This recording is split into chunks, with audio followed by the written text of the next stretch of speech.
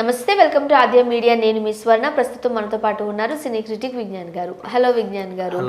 జనరల్గా ఇండస్ట్రీలో ఎవరైనా కష్టాలలో ఉన్నారు అని అంటే చిరంజీవి గారు వెంటనే స్పందిస్తారు, మనం చాలా సందర్భాల్లో చూసాం. అయితే పవన్ కళ్యాణ్ గారు కూడా స్పందిస్తారు అంటూ అడపాదడప వార్తలు అయితే వస్తూ ఉంటాయి. ఎందుకనంటే ఆయన ఎక్కువ రాజకీయాలు వీటికి హెల్ప్ చేయడం చూసాం, కానీ ఇండస్ట్రీ పీపుల్కి మనం అంత చూడలేదు. కరోనా టైంలో కూడా చిరంజీవి గారి పేరు బయటకు వచ్చింది, కానీ పవన్ కళ్యాణ్ గారి పేరు బయటకు రాలే కదా. అయితే పావలా శ్యామల గారికి ఏదో సందర్భం ఉన్నప్పుడు ఆయన ఏమి హెల్ప్ చేయలేదంటూ కొన్ని వార్తలు వచ్చాయి. నిజంగానే హెల్ప్ చేయలేదా? అసలు ఏం జరిగింది? యాక్చువల్లీ చలికాలము, మంచి చలికాలంలో ఒకరోజు ఆమె వెళ్ళింది పొద్దున్నే పవన్ కళ్యాణ్ గారి దగ్గరికి వెళ్ళింది. ఫస్ట్ వెళ్ళిన తర్వాత ఈమెతో పాటు ఆమె కూతురు ఉంటుంది. ఇద్దరికి ఆరోగ్యం బాగాలేదు, బేసిక్గా వెళ్ళారు. అండ్ ముందు ఆయన దగ్గరికి వెళ్ళేసి ఆయన మేనేజర్ని అడిగింది, ఉన్నారా అంటే ఉన్నారు, ఓకే డన్. వెయిట్ చేసింది.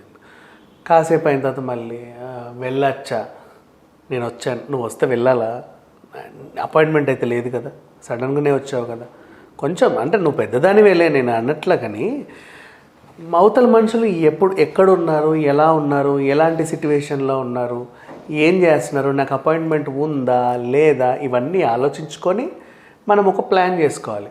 ఈవిడ ఉండేది గాజుల రామారం, మన చింతలు దాటి గాజుల రామారం కూడా దాటేసి ముందుకి చాలా లేదు, ఒక చిన్న రూము. ఎంత దూరం అంటే నేను చెప్తా, చింతలు గాజుల రామారం ఉషాముల పొడి కూడా దాటేసి ఇంకా ముందుకెళ్తే అక్కడ ఏదో ఉంటే అక్కడెక్కడో ఉంటుంది చివరన. ఓన్ హౌస్ అక్కడ రెంటెడ్. ఏమో మరి అక్కడ అట్లా ఉంది, ఒక డబ్బా రూమ్, ఇంత రూమ్ లాగా అక్కడ ఉంటుంది. మరి 6,000 రెంట్. ఆమె అక్కడ ఉంటుంది. సరే ఉండని, ఏదో ఆమె కన్వీనియంట్గా ఉంది కదా ఉండని. నెంబర్ 1, ఆమెకు అవకాశాలు రావాలంటే నీకు మేనేజర్ బండి పంపాలంటే చచ్చిపోవాలా? అందరు ఇక్కడ ఉంటారు అంటే నేను అక్కడ ఉండొద్దని నేను అనట్లా. నువ్వు సొంత ఇల్లు అంటే నువ్వు మేడ్చల్లో కూడా కట్టుకొని నేను అవడొద్దన్నాడు. రెంటల్ అన్నప్పుడు మ్యాక్సిమం అందుబాటులోనే ఉండడానికి ట్రై చేశాను. ఎందుకు మొన్న వాసుకి అనే ఆవిడ వచ్చింది కదా హైదరాబాద్కి, వచ్చేసి జబర్దస్త్లో చేసింది, ఇక్కడ ఇల్లు తీసుకుంది. ఇక్కడే కృష్ణనగర్లో చిన్న రూమ్ తీసుకుంది, 8,000 ఎంతో అంట. ఎక్కడన్నా ఉంటాయి మరి రెంట్లు ఎక్కువ, ఇట్లాంటివన్నీ ఏం లేవు. అందరూ మన ఆర్టిస్టులు ఉన్న వాళ్ళు కూడా వాళ్ళకి ఇల్లు ఇస్తారు.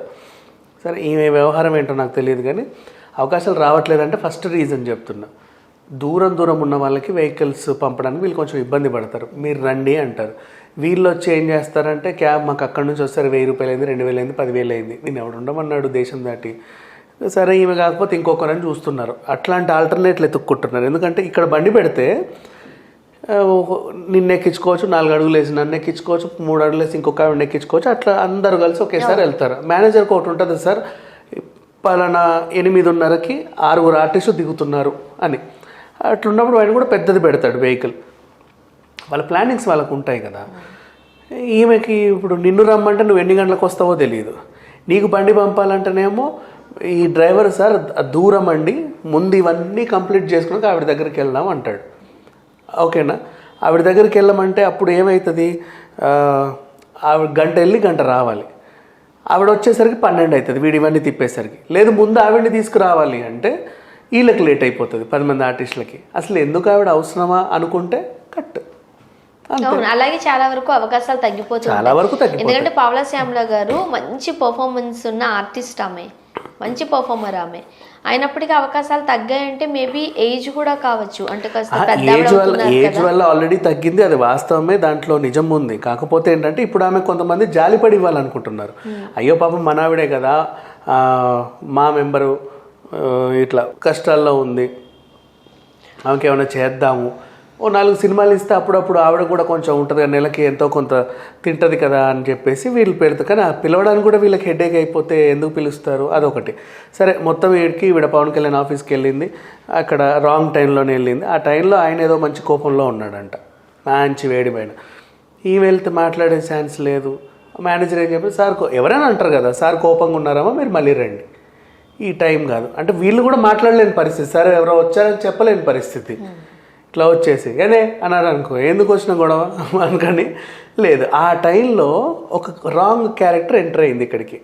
బండ్ల గణేష్ ఆయన వచ్చాడు. ఆయన వచ్చి సాటి ఆర్టిస్టు, ఆయనకు తెలుసు. ఈయనన్నా నిన్నగాక మొన్న వచ్చాడు, ఆవిడ ఎప్పటి నుంచో ఉంది పాపం. అండ్ ఒక పెద్ద ఆవిడ, పైగా ఆరోగ్యం బాగాలేదు, పైగా చలిలో వచ్చింది. ఇన్ని చూసుకొని బండ్ల గణేష్ అన్న ఏదో ఒక మాట మాట్లాడి, పవన్ ఇప్పుడు ఏదో ఉందమ్మా, నువ్వా బాగున్నావా, ఏదో ఎంత దూరం నుంచి వచ్చాయన్నా తిన్నావా అని అడిగి ఓ 500 1000 రూపాయలు చేతిలో పెట్టంటే ఆయన స్తోమతకు తగ్గట్టుగా, ఆయన కూడా మంచి ప్రొడ్యూసరే కాదన్నాము, 5000 10,000 చేతిలో పెట్టి పంపించేస్తే ఇట్స్ ఓకే, అంతటితో ఆగిపోతా, మళ్ళీ రాదు, ఇంకేం లేదు. నేనే సినిమా తీస్తున్నామనమ్మా, నెక్స్ట్ నీకు అవకాశం ఇస్తా అన్నా కూడా ఆవిడ ఎప్పుడు ఏంటని అడగదు. అమ్మాయి ఒక హామీ దొరికిందని వెళ్ళిపోతుంది. అలా చేయకుండా అదేంటిది ఆయన అప్పుడే ఈయన మాట్లాడుతుంటే ఆయన బయటికి వస్తున్నాడు అనమాట. సార్ అని అని తోసేసాడు. ఎంత దారుణం అది. తోయగానే ఇక ఆయన కూడా వీడు తోసినా సరే నేను ఆయన కలిసే తీరుతా అని చెప్పేసి ఆమె ముందుకు వెళ్తుంటే నేను తోసాడు. మొత్తానికి ఆయన కళ్ళ ముందే పాపం పవన్ కళ్యాణ్ వెళ్ళిపోయాడు, జీప్ స్టార్ట్ చేసి వెళ్ళిపోయాడు. అయినా కూడా ఆయన ఏం చేశాడు, ఇట్లా అద్దంలో చూసి ఏదో జరిగింది ఇక్కడ అని చెప్పేసి వెంటనే వచ్చి అమ్మ నమస్కారం బాగున్నారా, ఏంటి ఇలా వచ్చారు అని అడిగితే టక్కని చెప్పింది, నాకు వయసు అయిపోయింది, అవకాశాలు ఎవరు ఇవ్వట్లేదు, నీ నెక్స్ట్ సినిమాలో ఏమన్నా ఒక చిన్న అవకాశం ఇస్తావేమో అని వచ్చాను అన్నానండి. ఆయన పాపం ఆ పరిస్థితి అర్థం చేసుకొని ఇవిడకు ఒక 20,000 ఇవ్వండి, రేపు మళ్ళీ ఇప్పుడు ప్రజెంట్ జేబులో 20,000 ఇవ్వండి, రేపు మళ్ళీ ఆవిడ ఇంటికి వెళ్ళి ఇంకో 80,000 ఇవ్వండి, 1,00,000 రూపాయలు ఇవ్వండి అని చెప్పారు. అప్పుడు ఆయన అన్నట్టే వాళ్ళ ఆవిడకి 20,000 ఇచ్చి పంపించేసి మళ్ళీ గుర్తుపెట్టుకొని నెక్స్ట్ డే వాళ్ళ ఇంటికి వెళ్ళి మిగతా 80,000 ఇచ్చేసి 1,00,000 రూపాయలు ఇచ్చేసి వచ్చారు. ఇది జరిగింది. ఆవిడకి సంతోషము మంచిగానే, అంటే ఆ టైంలో పాపం ఆయన దగ్గర ఉన్నాయో లేవో కూడా నాకు తెలియదు, కానీ నాకైతే ఇచ్చాడని మంచిగానే చెప్పుకొచ్చింది. కాకపోతే ఇక్కడ విషయం ఏంటంటే ఇంత జాలి పడాల్సిన అవసరం కూడా లేదు.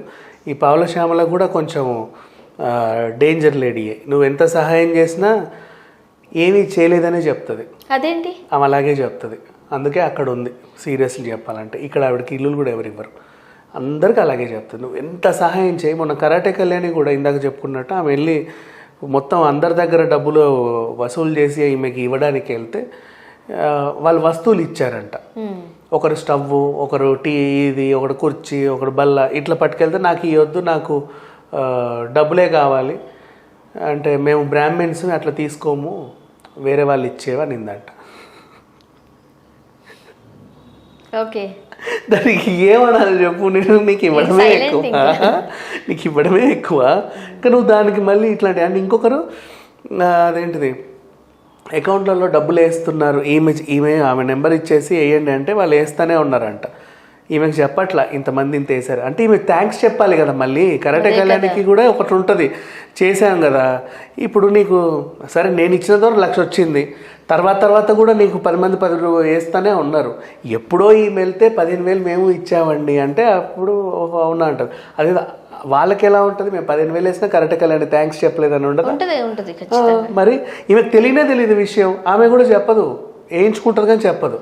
ఆమెకు మండింది ఒకసారి, మండి ఆమెకి సాయం చేయకండి బాబు, ఇప్పటివరకు బాగానే చేశారు, నువ్వు ఎంత చేసినా ఆమె ఇంకా కావాలంటనే ఉంటుంది, ఎవరైనా వెళ్ళినా కూడా డబ్బులు ఇవ్వమని అడుగుతుందంట. అన్నీ అవే కష్టాలు, ఏం లేవు నాకు అసలు, తినడానికి కూడా లేవు, రెంట్ కట్టడానికి లేవు, తెల్లారితిగా మా పరిస్థితి ఏంటో నాకు అర్థం కావట్లేదు అన్నట్టే చెప్తుంది.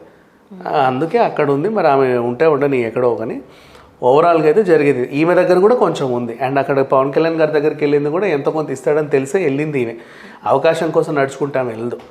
అది వేరే కూడా పవన్ కళ్యాణ్ ఇచ్చారు. ఈమె అలాగే చెప్తుంది. అండ్ కాకపోతే ఇక్కడ జరిగింది ఏంటంటే బండ్ల గణేష్ ఈమె తోయడం నాకు నచ్చలేదు, అదొకటే విషయం పక్కన పెడితే బండ్లకు కూడా తెలిసే ఈమె సంగతి, అందుకే తోసుంటాడు అని చెప్పి కూడా నేను అనుకుంటున్నాను. అది సంగతి. Thank you so much. Thank you.